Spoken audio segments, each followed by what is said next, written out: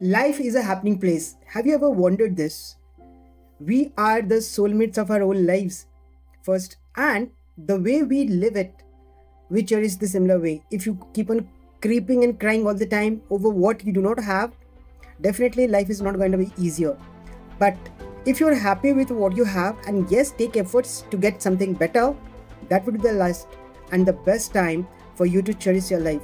So make every moment so cherishable that you enjoy every moment. And the moment you feel being happy all the time, you gather positivity, you think positive, and your actions are powerful. These actions will make you successful.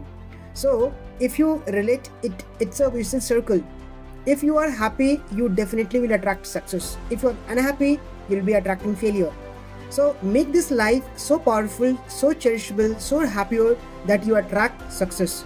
That's the secret of being happy in life as well as being happy in business.